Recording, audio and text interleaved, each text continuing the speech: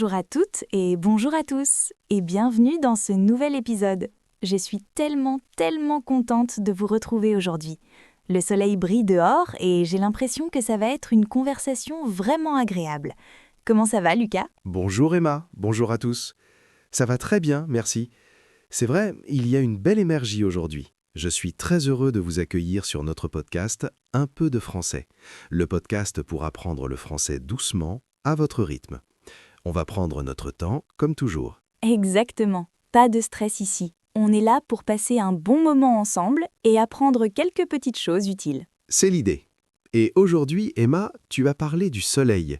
Et ça m'a donné une idée pour notre sujet. Nous allons parler d'un thème que beaucoup de gens adorent. Un moment un peu magique, je trouve.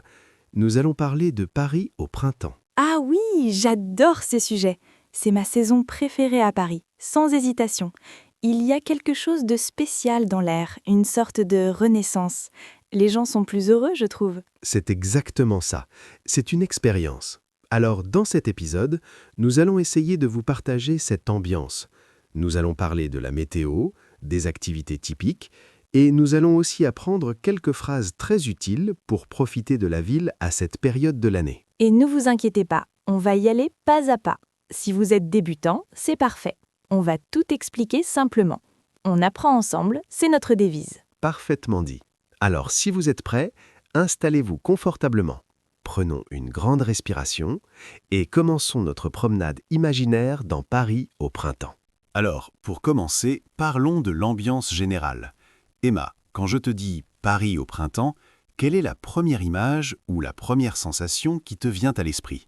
La première sensation, c'est la lumière. La lumière du soleil qui est plus douce, plus dorée qu'en hiver. Et puis, c'est le bruit, les oiseaux qui chantent le matin, très tôt. On les entend à nouveau. Et aussi le bruit des conversations joyeuses aux terrasses des cafés.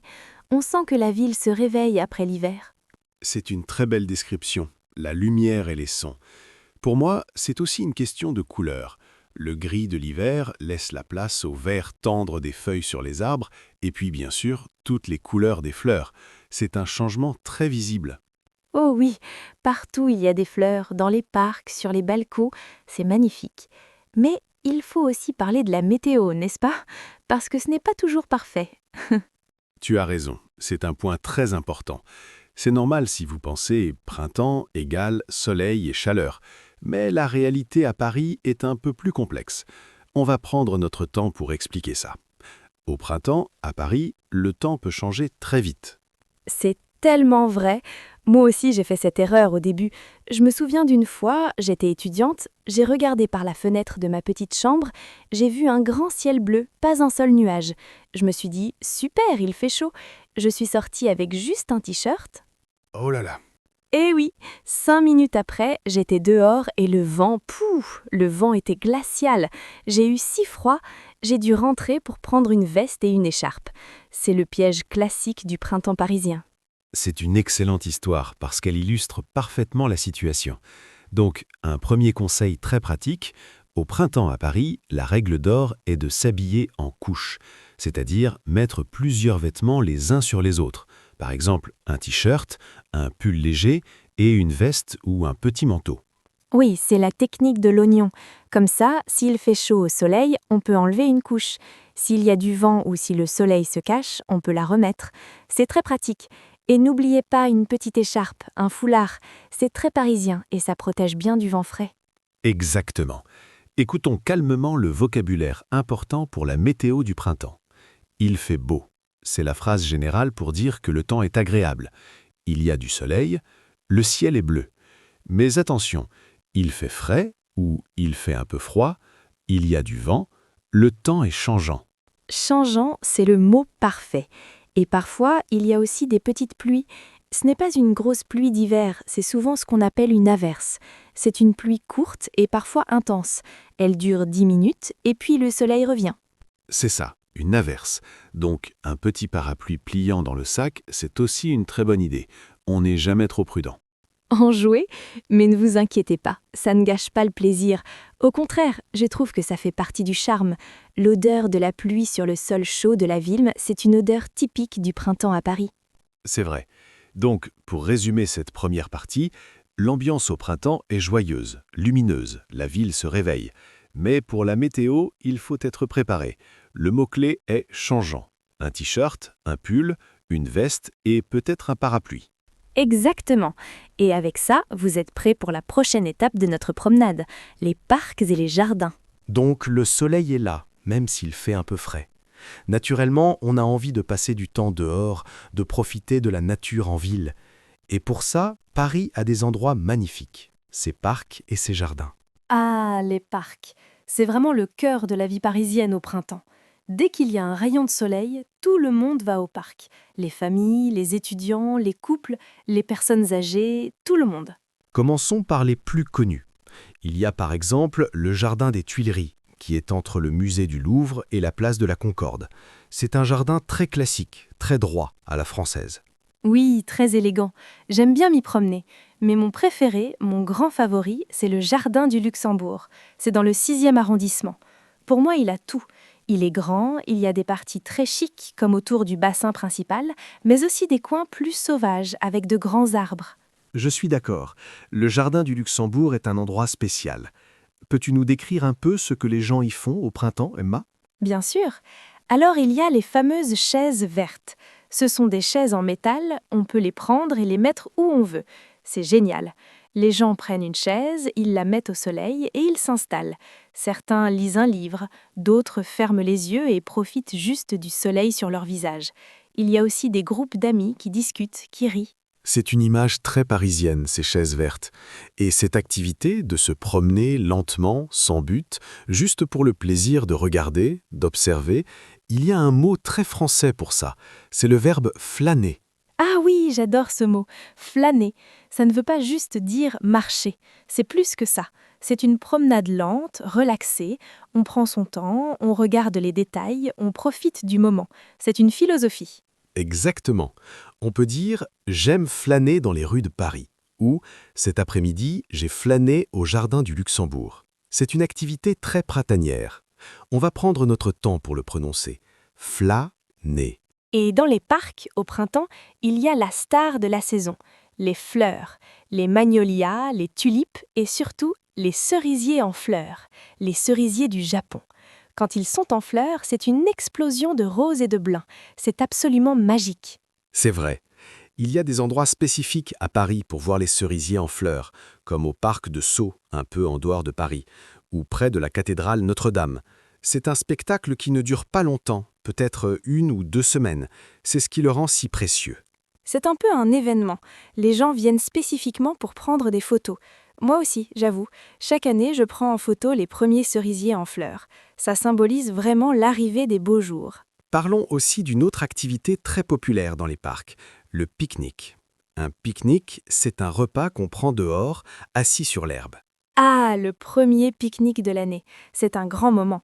On prend une couverture, on va dans une boulangerie pour acheter une baguette, un peu de fromage, du jambon, peut-être quelques fruits comme des fraises. C'est simple, mais c'est l'un des plus grands plaisirs de la vie parisienne. Et il y a des parcs qui sont parfaits pour ça. Par exemple, le parc des Buttes-Chaumont, dans le 19e arrondissement. Il est très différent des Tuileries ou du Luxembourg. Il est plus vallonné, avec un lac, une petite montagne. C'est un parc très romantique. Et il y a de grandes pelouses où on a le droit de s'asseoir. Oui, attention, c'est un bon point. Dans certains parcs parisiens, surtout les plus classiques, il est interdit de marcher ou de s'asseoir sur la pelouse. Il y a des petits panneaux qui disent « pelouse interdite » ou « veuillez non pas marcher sur les pelouses ». C'est une information culturelle importante. Il faut regarder où les autres personnes sont assises. Si personne n'est sur l'herbe, c'est probablement interdit. Mais dans les parcs comme les Buttes-Chaumont, le parc Montsouris ou sur les quais de Seine, c'est autorisé et tout le monde le fait. Ne vous inquiétez pas, ce n'est pas compliqué. Il suffit d'observer un peu. On apprend ensemble en regardant les autres. C'est aussi ça, voyager. C'est un excellent état d'esprit. Bon, faisons une petite pause ici. C'est un bon moment pour un petit résumé. Léger jingle de milieu d'épisode. Alors, jusqu'à maintenant, nous avons parlé de l'ambiance et de la météo changeante du printemps à Paris. Ensuite, nous avons exploré les activités dans les parcs. On va prendre notre temps pour revoir les mots importants. Nous avons vu un parc, un jardin, le verbe flâner, qui veut dire se promener lentement, les fleurs, et plus spécifiquement les cerisiers en fleurs, un pique-nique, un repas sur l'herbe, et les noms de quelques parcs. Jardin du Luxembourg, Jardin des Tuileries, Parc des Buttes-Chaumont. C'est normal si vous ne comprenez pas tout ou si vous ne retenez pas tous les noms. L'important, c'est de saisir l'idée générale. Oui, bravo à vous d'écouter, c'est déjà super. Le plus important, c'est d'imaginer la scène. Vous, assis sur une chaise verte au soleil, avec un bon livre, c'est ça le printemps à Paris. Et après cette belle promenade, j'ai un peu soif. Pas toi, Lucas? Si, je crois savoir où tu veux en venir. Après une promenade dans un parc, il y a une autre tradition parisienne incontournable au printemps. Ah, la terrasse d'un café. Nous y voilà. L'une des scènes les plus iconiques de Paris. Dès que le soleil apparaît, les cafés parisiens sortent leurs tables et leurs chaises sur le trottoir. C'est ce qu'on appelle une terrasse. C'est mon activité préférée au monde, je crois. S'asseoir en terrasse. Ce n'est pas juste pour boire quelque chose, c'est un spectacle. On regarde les gens passer, on écoute les conversations, on sent le pouls de la ville. Tu as raison, c'est une expérience sociale. Mais pour nos auditeurs qui apprennent le français, cela peut être un moment un peu stressant. Le moment de commander, de parler au serveur. Oh oui, je comprends tellement ce sentiment. Au début, j'étais toujours si nerveuse. J'avais peur de faire une erreur de prononciation, de ne pas comprendre la question du serveur, d'avoir l'air stupide. Je préparais ma phrase 1000 fois dans ma tête avant qu'il n'arrive. « Bonjour, je voudrais un café, s'il vous plaît ». Je le répétais en boucle. C'est une peur très commune, et c'est tout à fait normal. Moi aussi, j'ai ressenti ça dans d'autres langues. Le plus important, c'est de se rappeler que les serveurs parisiens ont l'habitude des touristes et des étrangers. Ils sont souvent plus patients qu'on ne l'imagine. On va prendre notre temps pour voir, ensemble, comment faire. Oui, on apprend ensemble.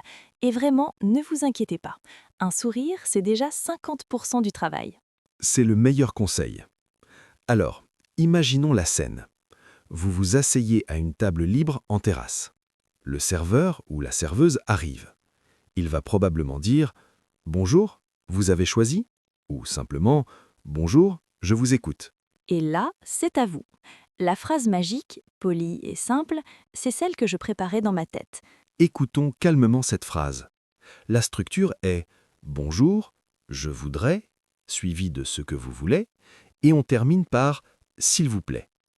Le verbe « voudrait », c'est le conditionnel du verbe « vouloir », est plus poli que « je veux ». Faisons quelques exemples.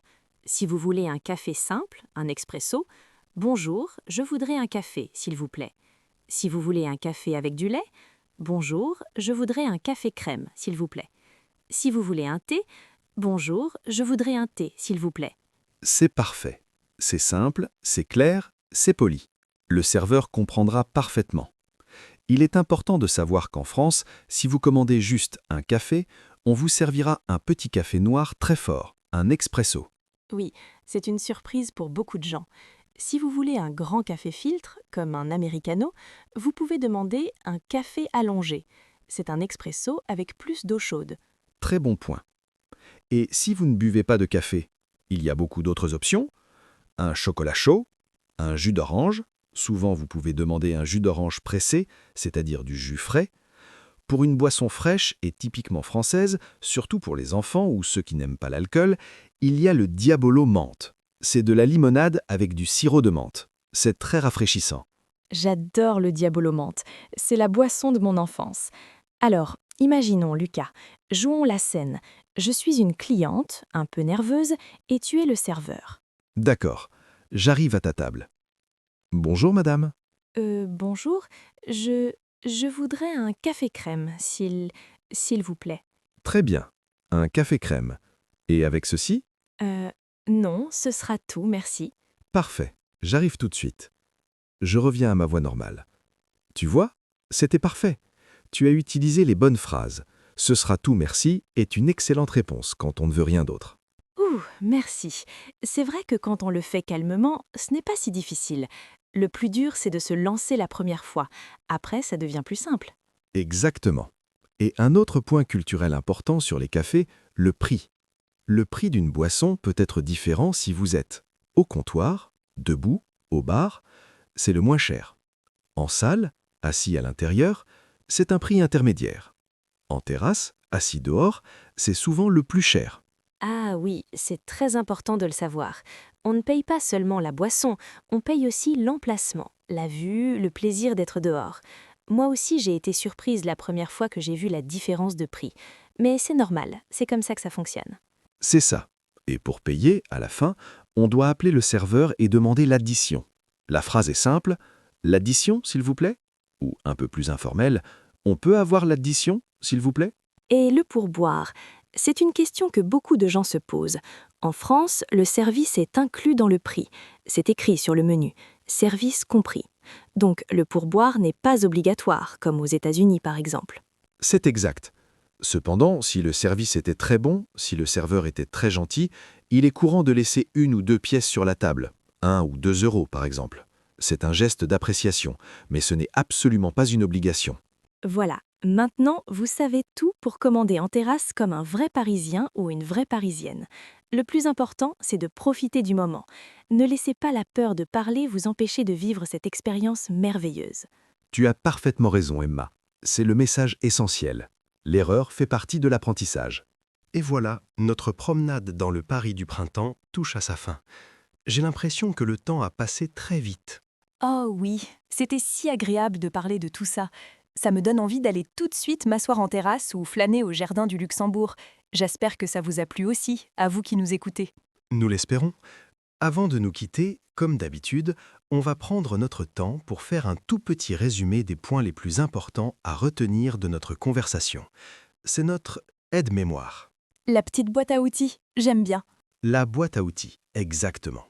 Alors, si vous deviez retenir seulement 3 choses de cet épisode pour profiter de Paris au printemps, je dirais: la météo est changeante. Pensez à la technique de l'oignon, plusieurs couches de vêtements, t-shirt, pull, veste et peut-être un petit parapluie. Le mot-clé est frais mais ensoleillé. Profitez des parcs. N'hésitez pas à utiliser le verbe flâner. C'est le mot parfait pour décrire cette promenade lente et agréable, pour admirer les fleurs et regarder les gens. C'est une vraie activité parisienne. Osez la terrasse. N'ayez pas peur de commander. Rappelez-vous de la phrase magique et polie: bonjour, je voudrais, s'il vous plaît. C'est simple, efficace et ça vous ouvre les portes d'une expérience authentique. C'est un résumé parfait. Et je voudrais ajouter un 4e point, plus personnel.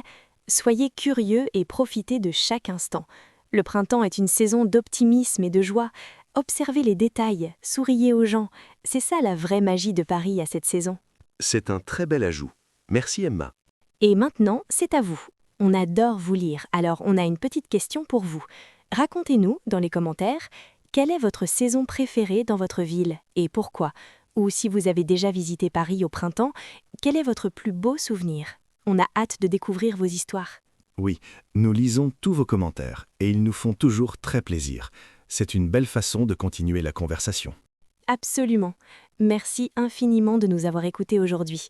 Continuez votre apprentissage avec curiosité et douceur. On se retrouve très bientôt pour un nouvel épisode. À bientôt. Merci pour votre écoute et votre confiance. On va prendre notre temps et on va continuer à apprendre ensemble. C'était Un peu de français. Au revoir.